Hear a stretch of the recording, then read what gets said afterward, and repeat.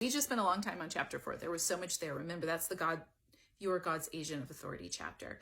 The next chapter is about examining parental goals. And by saying, however a parent defines success is going to determine their goals. So this could be different skills, psychological adjustment, spiritual goals for salvation or devotional practices, behavior, all the way down to education and parental control. But he's going to posit that the real goal, the correct goal parents should have, comes from the Shorter Catechism. The chief end of man is to glorify God and enjoy him forever. So this should be your primary goal.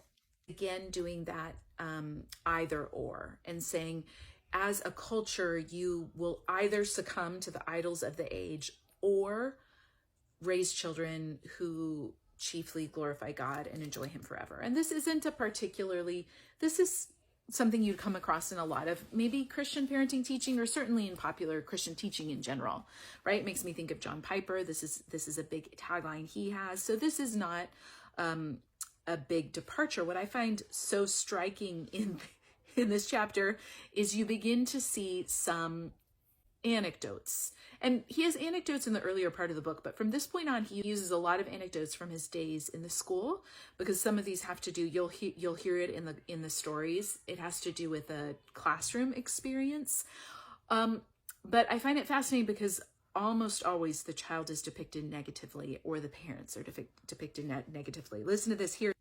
He opens with kind of a description of a small town parade with junior marionettes near the end. He writes, "One near the rear caught my eye. She looked to be under 3 years of age.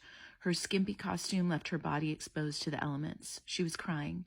As the troop marched in the drizzle, she kept breaking rank, running to her mother. There was no comfort there. Her mother kept pushing her back to her place in the rank. I will never forget the sense of desperation and confusion in the eyes of this tyke as she marked by us sobbing. This mother's actions implied certain parenting goals. We may suppose that she wanted her daughter to be beautiful and sought after. She knew that you can't start too young to prepare your child to fulfill your childhood dreams.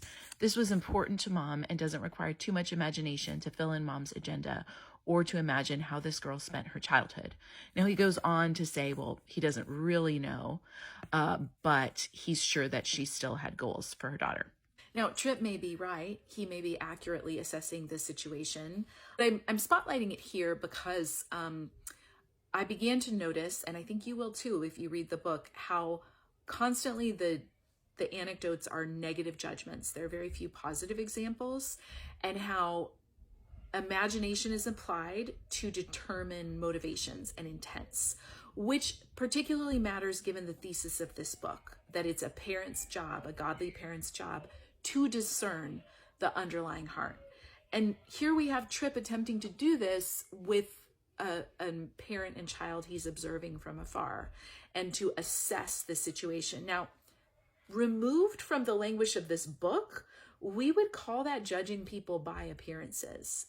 Again, maybe there are clues there and he's making an accurate assessment, maybe not, but I think it's worth asking, how are parents to be judging the intents of their child's heart in this manner, where they're just making observations and assuming that their conclusions are correct? Maybe they're bringing their own background, their own history to it. They're remembering the way they act as a child, so that must be what this child is doing. There's all sorts of problems with offering parents basically the tool that is saying, your judgment is infallible on what's going on in the heart of another human being. As I've mentioned again and again and continue to, this is requiring parents to function as the Holy Spirit. As humans are to cultivate discernment, we can judge things by fruit. We can grow in wisdom, but we are not the Holy Spirit in the lives of another to unearth the secrets of another human heart and be able to accurately name them.